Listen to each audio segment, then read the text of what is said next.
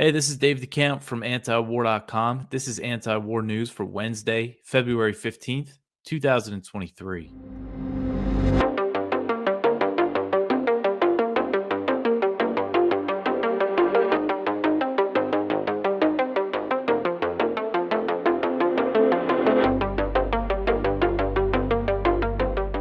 All right, the first story at the top of antiwar.com today.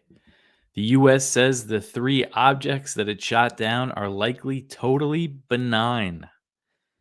So, after days of hype, the White House acknowledged on Tuesday that the three unidentified objects shot down by the U.S. military could have been totally benign balloons. So, this is from John Kirby, the White House National Security Council spokesman. He said, quote, "One thing we have to consider, and we believe the intelligence community is considering as an explanation, is that these could be balloons tied to commercial or research entities and therefore totally benign," end quote. Kirby said that, quote, "A range of entities, including countries, companies, research, and academic organizations, operate objects at these altitudes for purposes that are not nefarious at all, including scientific research," end quote. So basically, he's saying there that they were probably just weather balloons or something like that. And the fact that harmless weather balloons and similar devices operate over the U.S. is common knowledge. Everybody knows that these things exist, yet the U.S. still decided to engage these objects with fighter jets. On Friday, so it was Friday, Saturday, Sunday that these objects were shot down. On Friday, it was over waters near Alaska. One was shot down the following day, on Saturday, over Canada. And then on Sunday, it was over Lake Huron in Michigan. So Kirby said that the assessment wasn't final since no debris has been recovered from any of these objects. So they haven't recovered anything, despite saying that they will. But he's saying, we haven't found it yet. So we still don't know for sure. But I think the fact that they said this makes it pretty clear that that's what this was. And this was all, for nothing, just to kind of, I guess, distract us or scare us or just over the pressure Biden came under over the Chinese balloon. And there's some more details about that we're going to get to. But highlighting the danger of these operations of deploying fighter jets to shoot down these balloons. So an F-16 shot down the object over Lake Huron, and it missed the first time, and it used a Sidewinder missile. And the first one that it fired missed, and then the second one shot it down. And there was initially reports that said this, and then Mark Milley, the chairman of the Joint Chiefs of Staff, he acknowledged that the first Sidewinder missile that was fired on Sunday did miss, and he insisted that it landed harmlessly in the water. And each Sidewinder missile costs over $450,000. So that was a nearly $1 million cost just firing these two missiles, let alone the price of, deploying the aircraft and all that. I mean, all this money wasted on shooting down these balloons. And so this came after that Chinese balloon, and Biden came under all this pressure to shoot it down immediately while it was over the United States, despite the risk of the debris hurting people on the ground. And then they eventually downed it when it was over the ocean. And as I went over yesterday, according to the commander of NORAD, the military adjusted its radars after that Chinese balloon incident, which meant that smaller and slower objects that it usually didn't pick up were noticed, and they shot them down. So again, it's things that typically are in the sky, not a big deal, but they just started shooting them down 3 days in a row. I mean, this is really unbelievable, and I think it just shows how irresponsible they are. But the next one here gets into the Chinese balloon, and this is from the Washington Post. It's an article that I wrote just summarizing it, but this Washington Post article said that the Chinese balloon that was over the U.S. wound up there due to unexpected weather.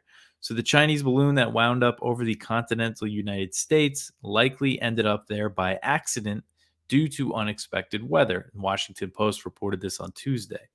U.S. officials told the Post that U.S. intelligence was tracking the balloon since it was launched from Hainan Island, which is in southern China.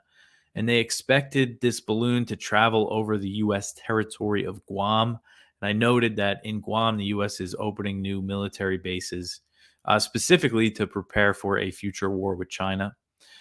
But according to computer modeling conducted by the Washington Post, the balloon was sent north due to a cold front that was and then it was then spotted over Alaska's Aleutian Islands. So ordinary conditions would not have sent the balloon north. It would have kept it on more of a west to east course.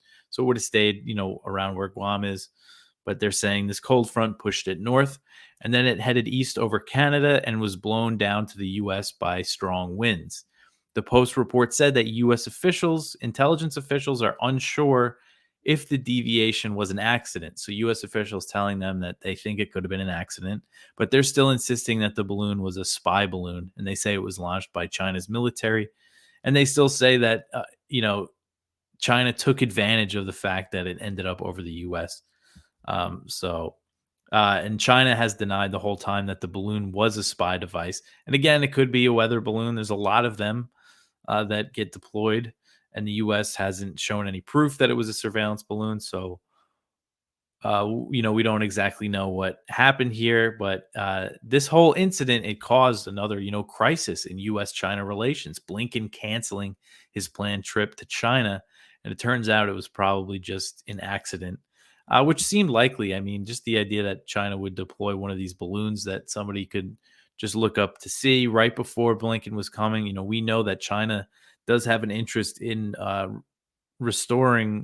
having better relations with the U.S., and they've been into this initiative of all these talks and stuff. So the fact that they would deploy this balloon right before Blinken was going to go there doesn't make much sense. And again, the White House said it, the Pentagon has said it, that China's satellites, sending a balloon doesn't really give them much more surveillance capability than their satellites that can see U.S. military sites, inside the U.S. And for their part, as I went over yesterday, China accused the U.S. of flying 10 balloons in their airspace since last year. So again, this could just be a normal thing that balloons like this are flying around. But all right, so the next one here, getting into Ukraine. The U.S. wants Ukraine to retake territory before negotiations. So the Washington Post again reported on Monday that Biden administration officials say they want to help Ukraine retake as much territory as it can from Russia over the next few months before they sit down at the negotiation table with Vladimir Putin. So this report was interesting. It shows that they're at least thinking about negotiations in the future, although they have some big ideas for a Ukrainian offensive. But this report, it cited unnamed Biden administration officials, and it said that some optimists think that Ukraine can stop Russian advances in the east and regain territory in the south and negotiate a deal to end the war by the end of the year. But there are also skeptics who recognize that Russia has been reinforcing its positions with hundreds of thousands of troops. And momentum is on their side right now. So Russia has been making more gains around Bakhmut, the city in the east in Donetsk, where Ukrainian forces have been taking heavy casualties. So Stoltenberg, the head of NATO, he said the other day that Russia has started its big offensive, but at this point, it's still not clear if they launched really a major push or if momentum is just on their side in Bakhmut, though there has been fighting elsewhere. It's just not really clear yet if they launch this big offensive that people have been saying they've been planning for a while. But Ukraine's Western backers, including those in the Biden administration, think that Kiev has been sinking too many resources in the Battle of Bakhmut and want them to focus elsewhere. The Post report said that American military analysts and planners think it's unrealistic for Ukraine to continue defending Bakhmut and launch a spring counteroffensive in another area. So they're saying they can't do both. So it sounds like they want them to abandon the city. The report said that the Biden administration conveyed to Ukraine that it might not be able to receive the massive amount of assistance Washington has provided indefinitely. They quoted an administration official who said, quote, "We will continue to try to impress upon them that we can't do anything and everything forever," end quote. So they're telling them, that this aid spigot might turn off one of these days. And really, so to summarize, the message that the U.S. has sent to Ukraine, according to this report, is that They're telling Ukraine they face a pivotal moment in the war, and the recent weapons packages and ones that will soon be announced will give them their best chance to turn the tide. The U.S. has recently pledged a series of massive arm packages to Ukraine, including longer range missiles, the Abrams tanks, and Bradley fighting vehicles, although some of this equipment, the Abrams specifically, and the longer range missiles could take years to deliver. So the report and the administration, in their view that this aid isn't going to be getting approved forever for Ukraine, they said that there are the conservative Republicans who want to stop providing aid to Ukraine, and the fact that it's just not clear how long European countries can handle supporting the war, as they're dealing with kind of the economic backlash much more than the U.S. And this message comes despite constant pledges from the U.S. and its allies that they will support Ukraine for as long as it takes. This administration official said, as long as it takes pertains to the amount of conflict. It doesn't pertain to the amount of assistance, end quote. So saying, again, this assistance isn't going to last forever, which is interesting. And there are other signs that the U.S. has been thinking about an endgame for the war, including recent comments from Representative Mike Rogers. He's a House Republican from Alabama. He's the head of the House Armed Services Committee. He suggested that the U.S. and NATO should pressure Ukraine on what victory will look like, which he said should help drive Putin and Zelensky to the table to end the war by the summer. So Ukrainian officials have maintained that their goal is to drive Russia out of all the territories it controls, including Crimea. But officials in the U.S. don't think this is a realistic goal. We've seen that repeatedly stated by the Pentagon and members of Congress.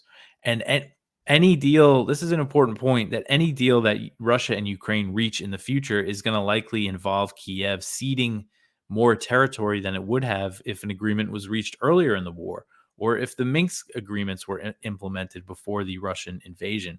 So the Minsk Accords were drawn up to end the war in the Donbass. They were negotiated in 2014 and 2015, brokered by France and Germany. And basically, they involved Kiev ceding some autonomy to the separatists in the Donbass, but the region would have remained part of Ukraine. And again, they were brokered by France and Germany. And Angela Merkel, the former German chancellor, she recently said that these deals were meant to buy Ukraine time to prepare for a war with Russia, suggesting that they were never meant to be implemented. But that's a whole nother story. Really, the point here is that if they implemented these deals, Ukraine would have more territory than I think it's going to at the end of this. And if they reached a deal in the beginning of the war when Russia and Ukraine were negotiating, there was a tentative deal on the table that would have involved Russia pulling back to the pre-invasion lines in exchange for some kind of Ukrainian neutrality. Ukraine also wanted security guarantees. I don't know if it was all hammered out, but the territory aspect of it was that it would have gone back to pre-February 24th. But these efforts were blocked by the U.S. as Israeli former Prime Minister Naftali Bennett recently revealed. And there was also Boris Johnson's trip to Kiev when there was a deal on the table, and he urged Zelensky not to negotiate with Russia. But all right, at least they're talking about ending the war, but at the same time, a lot can happen. And with all this aid they're ramping up, I mean, the risk of escalation is so huge. The risk of a direct war with Russia is so big, especially if they're saying there's going to be all this fighting over the next few months. All right, the next one here. So the U.S. tells Ukraine that they don't have enough long-range missiles to send them. So while the U.S. has been steadily escalating its military support for Ukraine, the Biden administration has held off on sending the Army Tactical Missile System, also known as the ATACMs. And these are missiles that have a range of up to 190 miles. And one reason for not sending them is the fact that they could be used to target Russian territory. But again, the Biden administration is less concerned about escalating this war than they were before. But now they're telling Ukraine that they simply don't have enough of these missiles to spare. And this is according to a report from Politico, basically saying there's not enough in U.S. military stockpiles. Now, there's other options for Ukraine, and apparently Ukraine might ask permission from the U.S. to purchase these weapons from other countries that have them. South Korea, Poland, Romania, Greece, Turkey, Qatar, and Bahrain. They're all armed with these ATACMs and could potentially sell them to Ukraine if the U.S. signs off on them. So maybe that's something that could happen. And really, U.S. military stockpiles are already dwindling by sending all these weapons and equipment to Ukraine. But I guess they're saying they don't have enough of these specific missiles that they can't send them over. So we'll see. The NATO ministers met in Brussels on Tuesday, and I believe they're going to meet again on Wednesday. So there might be more pledges of new aid that we might see in the next couple of days. All right, the next one here. This is from Kyle Anzalone over at the Libertarian Institute. GOP hawks to exploit child victims of war in bid to boost spending on Ukraine's military aid. So Rep. Michael McCall, who's currently the head of the House Foreign Affairs Committee, Republican from Texas, he plans to hold a series of hearings to show alleged atrocities committed by Russia in the war in Ukraine, trying to convince some of his colleagues that are against continuing the support, trying to turn them around on it. And in an interview with AP, McCall discussed how the images of atrocities committed against children is a powerful political tool. He said, quote, "I find that moves the dial when they see these horrific killings of children," end quote. So Democrats in Congress, they're fully committed to providing military aid to Kiev. However, a growing number of Republicans have called for curtailing security assistance to Ukraine. I would really like to see that Matt Gaetz resolution come to a vote, the Ukraine fatigue resolution that calls for an end to Ukraine, to support for Ukraine, just to see where everybody falls. I'm not under any illusions that it's going to pass, but it would be really interesting to see how many people vote for it. Maybe it's more than the 57 that voted against that $40 billion aid package last year, because since then, that was last May 2022, I think, when they voted on that. Since then, all the Ukraine aid has been rolled into other bills. So we haven't had like a vote really to see how many would vote against it, how many would vote for it, because there's all this other crap in there. All right, the next one here. Zelensky signs a reconstruction deal with JP Morgan. So bankers from JP Morgan Chase visited Ukraine last week and signed a memorandum of understanding with Zelensky, and they plan to help raise private capital for a new fund for Ukraine's reconstruction. According to Fox Business, JP Morgan, which is America's largest bank, discussed with Zelensky the creation of a fund that would start with $20 to $30 billion in private capital to go toward investment in Ukraine. Another idea would be to establish a new bank administered by Wall Street firms that would invest in Ukrainian infrastructure that has been destroyed in the war. Zelensky's office said that the Ukrainian leader Zelensky met with senior members of JP Morgan on Friday. And Zelensky said in the meeting, quote, "I understand very well that doing business and investing cannot be beneficial to only one party. We want you to invest in Ukraine and earn money," end quote. So again, big money to be made in the reconstruction. Besides helping raise private investment for Ukraine, JP Morgan will advise on financial stabilization, sovereign credit ratings, and economic ties to Europe.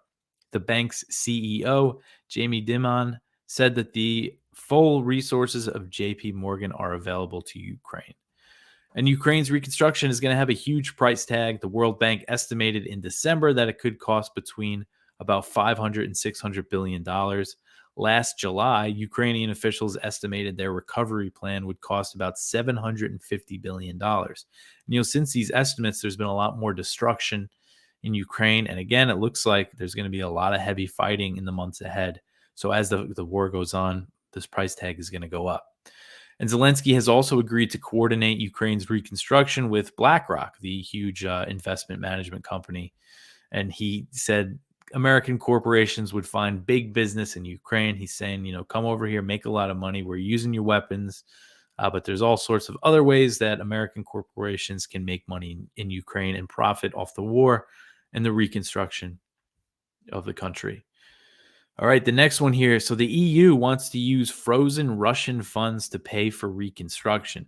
Sweden's prime minister on Tuesday said that the European Union is creating a group to look into using frozen Russian funds to pay for Ukraine's reconstruction. And something like this has no precedent. So Swedish Prime Minister Ulf Kristersson said, quote, the mandate is to contribute to mapping which funds have been frozen in the European Union, and secondly, how to legally proceed to access those funds, end quote. So some of Russia's central bank funds have been frozen by the EU, which amounts to tens of billions of dollars. So a huge amount of money that they have frozen. And using this money to pay for projects in Ukraine would amount to stealing from the Russian government.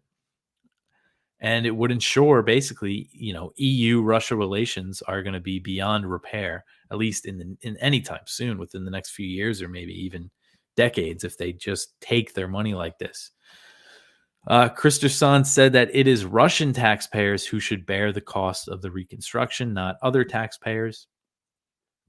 Leading the group is the head of Sweden's National Board of Trade, which is a Swedish government agency that deals with foreign trade. And he said, basically, this is unprecedented. The EU has never before used frozen funds for the reconstruction of a war-torn country. And the U.S. is exploring similar options, but is currently targeting Russian billionaires' money, not the central bank. Attorney General Merrick Garland, this was from earlier this month that I meant to cover, and I forgot to. So he ordered the release of $5.4 million to be given to Ukraine. And this money was seized from Konstantin Malofeyev. Sorry. He's a Russian businessman who owns Tsargrad, which is a Russian Orthodox Christian TV channel. He was indicted for something related to sanctions. I don't know exactly what, but basically they took this guy's money and they're giving it to Ukraine. And Garland said it was the first ever transfer of forfeited Russian assets for use in Ukraine. So again, this is all basically just taking Russian money, just stealing from these Russian, whether it's the government or, these billionaires, businessmen, whatever you want to call them, oligarchs, and just giving it to Ukraine. It's really, again, just like civil asset forfeiture, basically. And this is really, of course, going to anger Russia and just set relations beyond repair, I think. All right, the next one here, the U.S. says that there are no discussions on reviving the Iran nuclear deal. The State Department said on Monday that the U.S. has not engaged in any discussions on reviving the Iran nuclear deal, known as the JCPOA. And this is the latest sign that crippling economic sanctions on Iran are not going anywhere. So Ned Price, the State Department spokesman, he said at a press briefing, quote, there has been no discussion of resuscitating the JCPOA.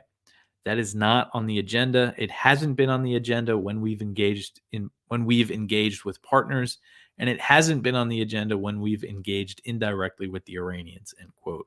So just more evidence that the deal is dead. As President Biden said back in November, he was caught on video saying the Iran deal is dead, but I can't announce that. But now it sounds like they are announcing it, saying that there's no talks about it at all. And since indirect negotiations on the JCPOA failed, the U.S. keeps steadily increasing sanctions, continuing the so-called maximum pressure campaign on Iran, increasing support for increasing military cooperation with Israel and all that. All right, the last news story here. Stoltenberg, the head of NATO, hints that Finland and Sweden could join NATO separately. So Stoltenberg, the NATO Secretary General, he hinted on Tuesday that Sweden and Finland could join the alliance separately, even though the Nordic countries have said they would only become members together. Stoltenberg said, quote, so the main question is not whether Finland and Sweden are ratified together. The main question is that they are both ratified as full members as soon as possible, end quote. So his comments came after Erdogan, the Turkish president, said that he could approve Finland's membership without Sweden. And he previously said Sweden's not getting Turkey's support because there were protests in front of the Turkish embassy in Sweden and people burned the Quran. For other reasons, it's all about their support for the Kurdish PKK, or their alleged support, I should say. And Erdogan wants a bunch of Kurds extradited, mostly from Sweden. It's mostly Sweden that they have a problem with. And it doesn't seem like they're going to be approving their membership anytime soon. And Finland responded to Erdogan saying, no, we're not going to join NATO without Sweden. So we'll see if they might change their mind there. But right now, when it comes to Turkey and the membership And, it wasn't a priority for them, bringing this to the parliament, because that's who has to approve it, is Turkey's parliament. They said it wouldn't happen before the presidential election that's going to be held in, I forget if it's either May or June. But now, they're dealing with this huge earthquake. I mean, over 40,000 people are dead, over 35,000 people in Turkey, and almost 6,000 in Syria. And again, they're still counting the dead. This is just a devastating, horrible situation. So Turkey's not, they're not worried right now about Sweden and Finland joining NATO. They have other things to deal with. So again, it was on the back burner already. Erdogan and his officials said, we're not bringing this to parliament before the election. They said that outright. And the election might be delayed, although Turkey's opposition is saying that they want to hold it despite the earthquake. So we'll see what happens with that. But again, I think it's a long, long, long way off no matter what happens here. If they do end up joining, it's not going to be approved for a while. But that's it for the news for today. Go check out our viewpoints. We have one from Dan Steinbach. U.S. big defense is the only winner of the Ukraine proxy war. We have one from John V. Walsh about the rally on February 19th in Washington, D.C. It's going to be at the Lincoln Memorial, but there's going to be other rallies also in San Francisco, Los Angeles, Seattle, Minneapolis, Ann Arbor, and others. So go check out this article because he links to stuff in there, the Facebook page of these events. So if you're in those cities and you can't make it to DC, go check that out. And it looks like I'm going to be able to attend on Sunday. Originally, I wasn't, and then I was, and now it looks like I am able to go. I'm not going to speak or anything because I'm going to have to bring my kid with me, my 1-year-old, and I'm not going to want to leave him while I'm there. But it looks like I'm going to be there. So hopefully, if you're there, we'll talk. I'm probably going to stick on kind of the outskirts of the event again, because I'm going to be with my son, and if things get a little weird, I want to be able to get out of there. You never really know what could happen with events like this, but I think it's going to be pretty mellow. I doubt the cops are going to get involved or anything like that. I just got to play it safe. But yeah, so go check out that article. It should be a pretty awesome event.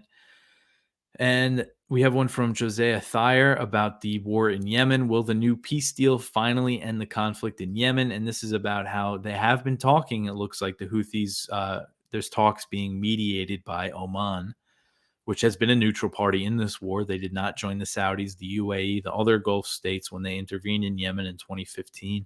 So there could be something promising there. One from Brad Hoff over at the American Conservative, sanctioning Syrians under the rubble. A really important article about the U.S. sanctions on Syria. And our spotlight is from Ted Snyder, U.S.-China, how the news distracts from the news about all this balloon stuff that's really unbelievable, how this all has gone down. So go check that out. Ted's always got good stuff. But that's it for me for today. Go to antiwar.com/donate to support us. You could also support us by sharing the website, telling people about it, sharing this show, liking and subscribing on YouTube, Odyssey, and Rumble, leaving a review if you listen to the audio. But that is it for me for today. I'll be back tomorrow. Thanks for listening.